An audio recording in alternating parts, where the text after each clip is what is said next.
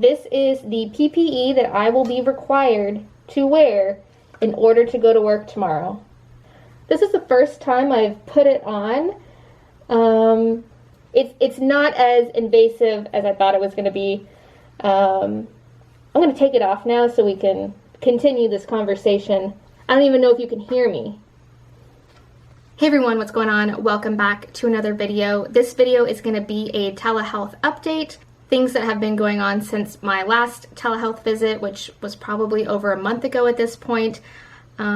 Just letting you know how things have been going, changes, my thoughts on everything, and as you guessed it, talking about the future.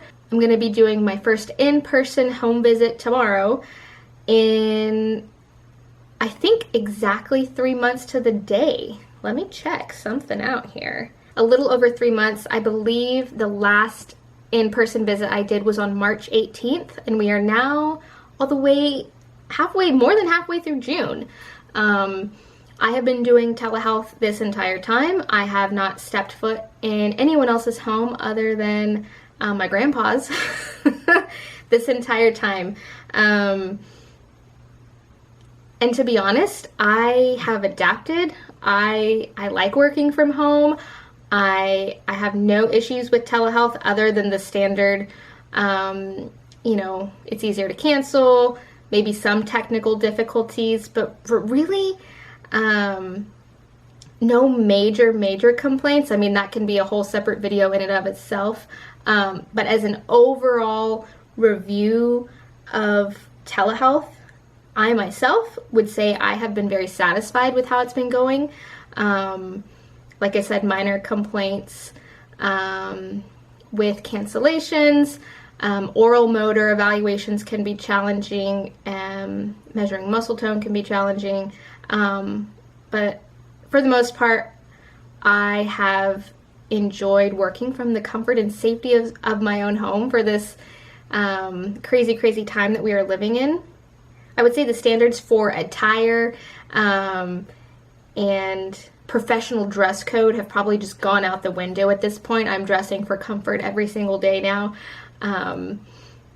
But I like working from home. I like being able to cook my meals and use my own bathroom and see my husband more than I ever have seen him. I mean, there's all these little things.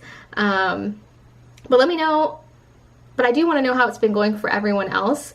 I work with a very specific population. I work with young children, and the parents have to be present for the visit. That's not an option. They're present, they participate, I coach them, they demonstrate the strategies that we talk about, and we work together. We strategize together as a team, and I know it's different than working in the school system for a school district. So I think my situation is a little bit different, and my experience with telehealth may not reflect the general consensus, but I do think that we cannot just disregard telehealth because this is a way forward. Telehealth is not going to go away at this point, and so we really do need to embrace telehealth and find ways to adapt it and make it our own and make it work for us as OTs, because if we don't, somebody else is going to come in and do it for us, and I don't want that to happen. So those are my initial thoughts on how telehealth has been going. So let's briefly talk about some of the challenges that have been happening with telehealth, and then I want to talk about some of the benefits with telehealth, and then look to the future and kind of reflect and discuss what I think the future, at least for myself, is going to look like.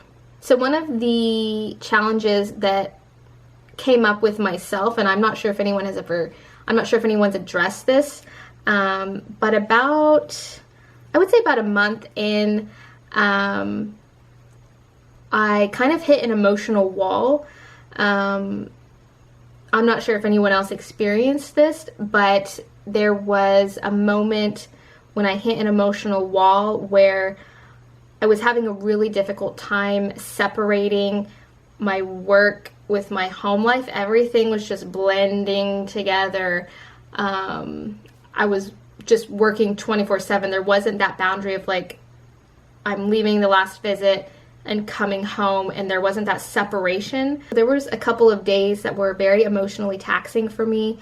I work with a vulnerable population. I work with people of all different socioeconomic status, and sometimes life is really, really hard. And I was letting it get to me again because I didn't have that separation. The therapy was happening in my home and not in a different context and a different environment to where I can keep it separate. If you're a healthcare professional, that drive home is your time to decompress and get ready to kind of make that transition out of work mode. And you don't have that when you work from home. So I did struggle with that. It's not really an issue anymore. But I had some families that were going through some tough things, and it really impacted me. And I think, it's not that I don't have compassion and that I don't care normally. I do, but I'm usually pretty good at keeping those emotions separate. I try not to bring them home too much. And I know that was getting to be an issue for my husband too, because I would just walk out of the room and say, oh my gosh, I need to decompress. Can I tell you what I'm feeling and what's going on, with not giving away any HIPAA information. And he had to say look, I understand his job is very different. He works in IT. He had to let me know that I don't want to hear about these problems, and I understand he shouldn't have to listen to that. But that was one of the issues and challenges that came up that I wasn't expecting. I think we all kind of expect the challenges of technical difficulties, scheduling, keeping children and families engaged. But this was something that was unexpected, and I'm not sure if anyone else kind of experienced that emotional component, or just frustration of maybe working more than you ever have, but feeling like you're less productive than ever. So let me know if anyone else went through that. It would be good to know that I'm not alone in that experience. One of the biggest pros that I have seen is I have kids that have made more progress in the past 3 months doing telehealth than they have maybe in the past year that I have been working with them. And I don't think that's to say that I'm a better therapist doing telehealth, but I think these parents are feeling empowered to, they're having to do the therapy. I'm physically not there to do it for them. So I think they are gaining knowledge and experience for themselves and how to implement the therapeutic strategies. I also think a lot of these families are with their kids way more than they ever have been. It is terrible that people have lost their jobs or their hours have been cut. But I honestly think that one of the plus sides to that is families are spending more time together, and these parents are actually being able to parent their children. I'm not a parent, so take with what I'm saying for a grain of salt. I'm saying it as a professional and as an OT that works with children and their families.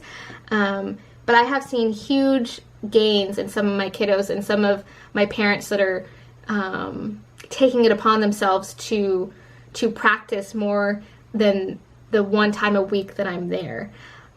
So in that regard, I can say telehealth has been a benefit to a lot of my kiddos. Now it's funny, they'll still complain and they'll still say, when are you coming? When are you coming back? When are you coming back? And I'll be blunt with them and I'll tell them, I think that we have made really good gains over these past 3 months. These were our goals. This is where we're at. I'll be very upfront with them and I'll tell them this is still working, and I think continuing with telehealth is a legitimate way of providing services. Now there are some families that it's not working, and it's clear that it's not working. Lots of cancellations, or they don't feel comfortable doing some of the things. I would say that's the minority, but for the most part, it is clear. And I think, you all know your caseload, and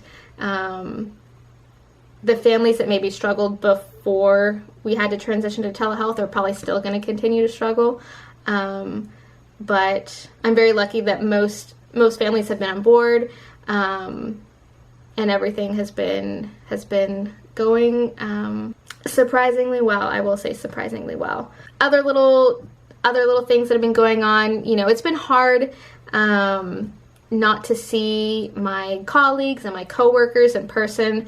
We meet once a week via virtual meeting, but it's not the same. Being a home health therapist, I'm usually by myself anyways, although I do a lot of like co-visits with a speech therapist or the dietitian. So I do interact with my coworkers pretty regularly, but before COVID. But we would meet every week as a team, and that was our time to like chit chat and have our small talk and just hang out with each other. And now that it's virtual, we just start the meeting. It's the meeting, agenda, and then done. So we've kind of lost that social component that I think is so important for the medical professionals to be able to talk to each other and let each other know how they're feeling, providing that support. So I have missed that for sure. Starting June 26th, which as of today is in 3 days, we will officially have clearance. We have the all clear to begin, or we have the all clear to resume in-home visits. Now initially they said we could only do one in-person visit a day. I don't think they want us going house to house just to minimize the risk of spreading it within our community. I also want to preface that we are functioning, my company, myself, this is not personal opinion. This is everything that I'm about to say is under the assumption that this virus is as severe as the epidemiologists, the scientists, the experts in the field, the CDC, everyone who's making these decisions and providing our company with guidance and information. We're working under the assumption that we do need the PPE, that we can spread it. I know everyone's got their own personal opinion about how contagious, how severe the virus is, but we're not going to talk about personal opinions. We're just going to follow the guidelines that are recommended for myself and for my company. The guidelines are mask, just a standard mask. It does not have to be an N95. They are requiring a face shield if you come into contact within 6 feet of an individual. Now, as a therapist, you're going to laugh at that because obviously you're going to be within 6 feet of the child that you're treating and their family. So I will be sporting this lovely face shield. And then gloves, of course, especially with feeding therapy. So this is all being supposedly provided to us. I did go pick up my first batch for a visit that I'm doing tomorrow. I'm not sure how we're going to get the rest of this equipment, but I do think that if your employer I do think the employer should provide the PPE. I do have my own. I have my own personal stash of masks and gloves if I need to use them, but I don't think I should need to use those for work. My employer should provide those. That's my opinion. Like I said, the expectation, I believe now, is 30% of our caseload will need to be face-to-face visits. So most likely it will look like a hybrid. So 30% are going to be in person, in home, and then the rest are going to be telehealth only still. I would say 95% of my families are comfortable with in-home visits at this point. I think we've all gone through the curve of pure fear, and now people aren't even taking it seriously.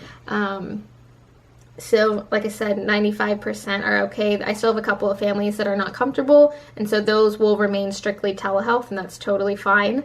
So some people may get 2 visits a month in-home and maybe 2 virtual or 1.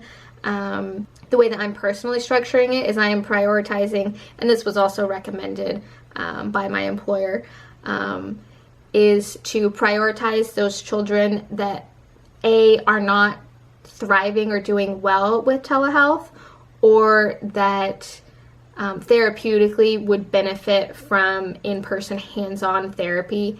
Some of the children that I have chosen include babies that I'm working on feeding on, so any oral motor therapies. And then I have a couple of kiddos that have a torticollis diagnosis. I have one baby that I have never met, I've never seen in real life, that I'm like, I need to get my hands on them. So that's how I'm prioritizing. And like I said, I'm very upfront. I communicate all this with my families, and I tell them there are some families and children I have to prioritize over you, but that's a good thing. That means that y'all are doing really well and you don't need me to come in. And everyone seems to understand that. So I am having all these conversations with my clients, and so far everyone seems to be on board. I haven't figured out how I'm going to schedule all of this. I'm either thinking I'm going to put the in-home visit either at the very beginning or the very end of the day. Now again, I don't know what all the other home health companies are doing. I don't know what everyone else has been doing this whole time. I'm kind of in my own little bubble right now. I have children, or I have clients that get additional therapy separate from myself.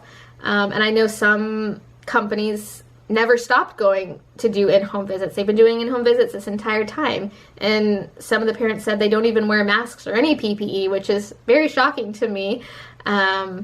So again, leave a comment. Let me know what it's been like for y'all as therapists. What are the requirements for your employer?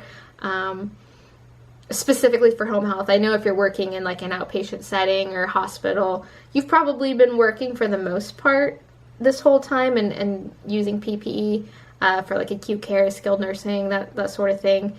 But this is the new normal, I guess. I don't know how long the PPE will be a requirement for. I don't know if they're going to increase the expectations of doing home visits. I have mixed emotions about going back. One, just because I like working from home so much. Two, my car doesn't even have air conditioning, so it's been really great not having to drive anywhere. I've got to schedule that yesterday to get that fixed. And I know some people are still very hesitant, but my supervisor explained it to me like this, that, the state is opening. We're officially opening. I'm in Texas, if you don't know. We are officially opening. And it's a requirement for us. We have a responsibility as medical professionals to provide the services that we've agreed to provide. So it's time to just go back out into the world.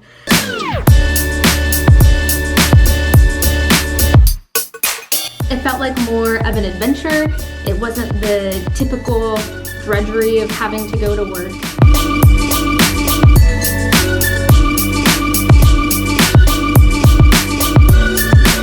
Listen to that sound.